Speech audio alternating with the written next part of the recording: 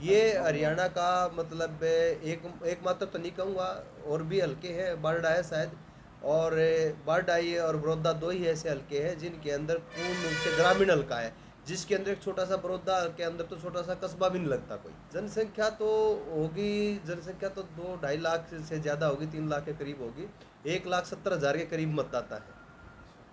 देखिए ऐसा है कि जो बड़ौदा हल्का ना 1967 में हरियाणा बनने के बाद ही, हरियाणा के साथ ही अस्तित्व में आया। 1967 के चुनाव में यहाँ पे पहली बार चुनाव हुए, और 2009 तक ये आरक्षित, दलित आरक्षित जिसको हम कहते हैं, अनुसूचित आरक्षित जो सीट थी वो रही है।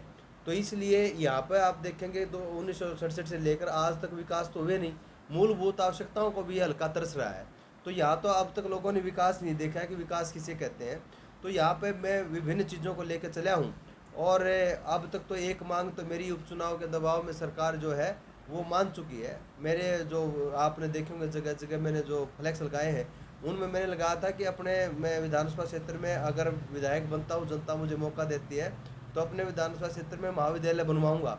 सरकार ने मेरी मांग को मानते हुए अभी पिछले कुछ दिनों पहले हरियाणा में 10 कॉलेजों की घोषणा की है, जिसमें से 2 बड़ौदा हल्कों को दिए हैं, जिसमें एक भैंसवाल गांव को, एक मेरे खुद के बड़ौदा गांव को दिया है। तो महाविद्यालय तो सरकार ने मेरी जो मांग थी उसको मान लिया है, कि मांग को ही मान लिया है। उपचुनाव के दौरान मैंने कहा है कि गांव क्लिनिक होंगे। गांव क्लिनिक का मतलब है कि आज जो प्राथमिक स्वास्थ्य केंद्र हैं जो गाँव में, उनके अंदर किसी प्रकार की चिकित्सा परीक्षण की सुविधाएँ नहीं है। जब तक चिकित्सा परीक्षण की सुविधाएं नहीं है तो वो प्राथमिक जो चिकित्सा केंद्र हैं वो बेईमानी से हैं। आप देखिए कि जो पशुओं के अस्पताल हैं वो भी, उनकी भी स्थिति अच्छी नहीं है, क्योंकि कृषि प्रधान देश है, और जो पूरा ये बड़ौदा हल्का है ये किसान प्रधान है, पूरा हल्का है, ग्रामीण क्षेत्र है। तो यहाँ पे हर गांव में पशुओं का अस्पताल होना चाहिए, और पशुओं का अस्पताल में भी सभी प्रकार के जो आजकल पशुओं के टेस्ट हैं, पशुओं के भी जो एक्सरे हैं, पशुओं के भी जो अल्ट्रासाउंड है, उस प्रकार की सुविधाएं पशुओं के अस्पताल में भी होनी चाहिए। पीने का स्वच्छ पानी जो है ग्रामीण क्षेत्र है, आज पीने के पानी की बहुत भयंकर समस्या है, और पीने के पानी की आप अगर बात करेंगे तो बहुत सी बीमारियां जो है वो पानी की वजह से होती हैं। तो सबको पीने का पानी, जो स्वच्छ जल है, जो मानकों पे खरा उतरता है, उस प्रकार का पीने का जल, पीने योग्य जल है, सबको मुहैया कराने की कोशिश की जाएगी। यही मेरे वादे हैं इसी उसमें। और बहुत से और भी अन्य जो है सड़क हैं, और एक मोबाइल वैन की मैंने एक बात कही है जो कृषि से संबंधित है, कृषि परीक्षण से संबंधित है, ज़मीन से मिट्टी से जुड़ी हुई जांच जो है वो मोबाइल वैन के जरिए हम मिट्टी से संबंधित जांच है जो वो करवाएंगे, कृषि निदान की बातें हम करेंगे। इस प्रकार की और भी बहुत सी ऐसी है जो विकास क्या होता है कि आप देखें, कुछ ऐसी होती है जो लंबित योजनाएं होती हैं, कुछ तत्कालिक योजनाएं होती है। ये जो बड़ौदा हल्का है इसके अंदर जल भराव की बहुत स्थिति रहती है, और पूरे भारत के अंदर आजकल जो गांव के गंदे पानी की निकासी की बहुत भयंकर समस्या है। लेकिन बड़ौदा जो है, बड़ौदा विधानसभा क्षेत्र जो है, वो भारत के अंदर एक पायलट प्रोजेक्ट बन सकता है, क्योंकि पूरे भारत के अंदर आप देखेंगे कि गंदे पानी की निकासी की तो हर एक गाँव की समस्या है, लेकिन एक सवाल है, उसका जवाब किसी के पास नहीं है कि गांव से अगर गंदे पानी की निकासी को हम करेंगे तो उसको भेजेंगे क्या। बड़ौदा हल्का अपने आप में उसका जवाब है, क्योंकि बड़ौदा का कोई भी गांव ऐसा नहीं है जो ड्रेन के साथ नहीं लगता हो। यहाँ पे ड्रेनेज सिस्टम बहुत ज़्यादा बढ़िया है, क्योंकि ये फ्लडेड एरिया रहा है, तो यहाँ बहुत पहले से ड्रेनेज सिस्टम है। तो ट्रीटमेंट प्लांट गाँव के साथ लगकर गाँव के गंदे पानी को ड्रेनों में डाला जा सकता है, जिसके जरिए आप देखेंगे कि जोड़ साफ सुथरे होंगे, जोड़ साफ सुथरे होंगे तो गांव बचेगा, गांव देहात बचेगा तो ये देश बचेगा। गांव देहात को, खेती किसानी को बचाना बहुत ज़रूरी है।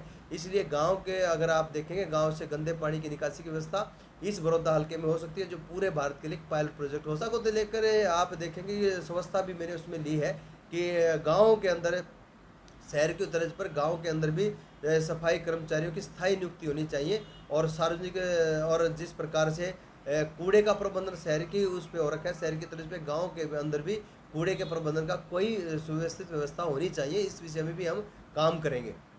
युवाओं के लिए क्या करना चाहोगे, जैसे कि आजकल युवा बेरोजगार भी रहे? मैंने अपने उसमें जो मैंने वादे किए हैं अपने फ्लैक्स में, मैंने उसमें लिखा है कि युवाओं के लिए करियर काउंसलिंग जो है उनके उससे लेकर जाएंगे, ताकि ग्रामीण युवाओं को ये बताया जाए कि वो शिक्षा क्षेत्र में किस तरफ जाके अपने उससे संबंधित, भविष्य से संबंधित वो किस प्रकार का करियर जो है वो चुन सकते हैं। ये उनकी सहायता होनी चाहिए। उनकी गाइडलाइन के लिए हम जो विभिन्न क्षेत्रों के शिक्षाविद हैं उनकी विजिट करवाएंगे और करियर काउंसलिंग की सुचारू रूप से व्यवस्था करवाई जाएंगी। आपने बहुत ही वाजिब सवाल उठाया और बहुत गंभीर विषय हमारे सामने कि बेरोजगारी की वजह से जो युवा है वो नशे की तरफ जा रहा है और उसका अलार्म पंजाब से होता हुआ हमारे हरियाणा में आ गया है। और आप देखेंगे ये बहुत विकट और बहुत भयंकर स्थिति है कि कोई भी गांव आपको किसी भी प्रकार के जो भयंकर नशे हैं उनसे आज अछूता नहीं रहा है। ये बहुत ही भयंकर समस्या है और ये राजनीति के साथ साथ एक बहुत बड़ी समस्या है जिसको हमें सबको मिलकर निपटना होगा। इसके लिए हम गांव-गांव में जो है ये कोशिश करेंगे कि हर व्यक्ति को काम मिले और वो बेरोजगारी ही मूल समस्या है जिसकी वजह से वो नशा करता है। वो अगर कारण मिट जाए तो हो सकता है नशे से उसका छुटकारा मिल जाए। हम इस विषय में एक बात कहते हैं, सरकार सबको जो है रोजगार नहीं दे सकती है। आज देश निजीकरण की तरफ बढ़ रहा है, लेकिन निजीकरण के अंदर एक सबसे बड़ी दिक्कत जो है वो ये है कि उसके अंदर सामाजिक सुरक्षा नाम की कोई चीज़ नहीं है। सरकार की तरफ जब निजी क्षेत्र में भी सामाजिक सुरक्षा मुहैया कराई जाए ताकि किसी भी प्रकार से सरकारी संस्थाओं में कार्यरत जो लोग हैं और जो निजी संस्थाओं में कार्य करते हैं उनके किसी भी प्रकार से सामाजिक सुरक्षा के जो सरोकार हैं उनमें किसी भी प्रकार की भिन्नता न रहे। जब इस प्रकार की भिन्नता ही नहीं रहेगी तो निजी क्षेत्र में भी रोजगार के अवसर जो हैं वो बढ़ेंगे। हाँ, ये सही है कि आज आप प्रदेश की स्थिति देखेंगे तो प्रदेश की स्थिति में आप देखिए कि जो महिलाओं के ऊपर अत्याचार है उस प्रकार के महिलाएं सुरक्षित नहीं है, वो सार्वजनिक स्थानों पर निकलने से डरती हैं।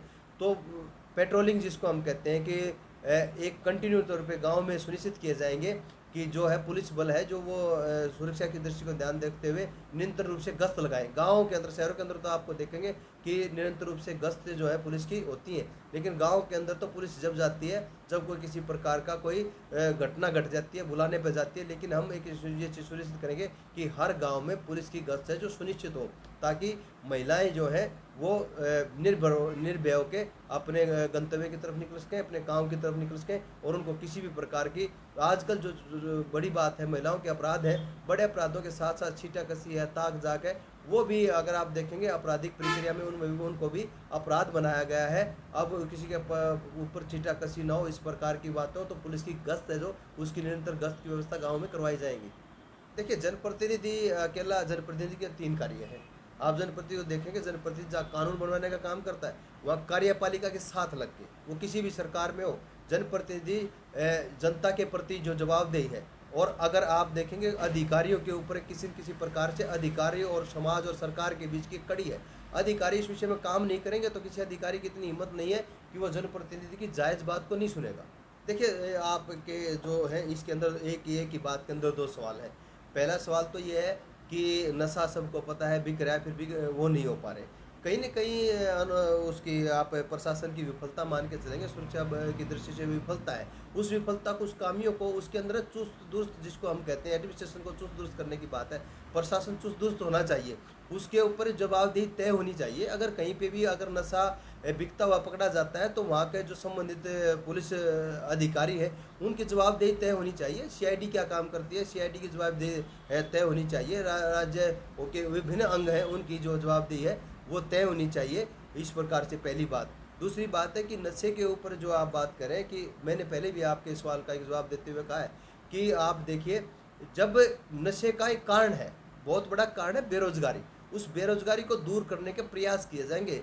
जो है स्किल डेवलपमेंट के केंद्र स्थापित किए जाएंगे। स्किल डेवलपमेंट के ऊपर अगर जब काम होगा, जब सबको रोजगार, सबको काम मुहैया किया जाएगा तो नशा भी अपने आप में कम होता चला जाएगा और नशे की जो बीमारी है वो आहिस्ता आहिस्ता जड़ से खत्म हो जाएगी हमारे समाज के बीच से। ऐसा हरियाणा की पहले ये समस्या रही है जिसके अंदर लड़कों की जनसंख्या ज़्यादा थी और लड़कियों की कम थी, लेकिन पिछले कई सालों से जागरूकता आई है और ये अब लगभग ठीक होने की कगार पे है। पहले ही हरियाणा के अंदर ये समस्या रही है, अब आहिस्ता आहिस्ता से लड़कियों की संख्या है जो बढ़ रही है। मैं आपके चैनल के माध्यम से ये संदेश देना चाहता हूँ, ये बड़ौदा हल्का का जो उपचुनाव हो रहा है, उपचुनाव बड़े तामझाम का चुनाव होता है। इसके अंदर बहुत राजनीतिक शक्तियाँ लगती हैं। किसी भी प्रकार की राजनीतिक शक्तियों के दबाव में या किसी प्रकार के भ्रम के और छलावे के उसमें ना आए, किसी भी प्रकार के लालच और भय में ना आए। अपने मत का प्रयोग बिल्कुल पूर्ण निष्ठा से, ईमानदारी से और निर्भीक होकर अपने मत का प्रयोग करें कि इस मत के प्रयोग के लिए आप देखें कि लाखों लाखों शहीदों ने इस प्रजातंत्र को स्थापित करने के लिए शहादत दी है, तब हमें जाके मत का वो मिला है, अधिकार मिला है। हमें उन शहीदों ने प्रजातंत्र की स्थापना के लिए मत का अधिकार दिया, ये बेशकीमती अधिकार है। इसको, अपने अधिकार को एक सजग, सार्थक और सकारात्मक व्यक्ति के उसमें आप प्रयोग करेंगे तो आपको एक सकारात्मक और सार्थक जनप्रतिनिधि मिलेगा।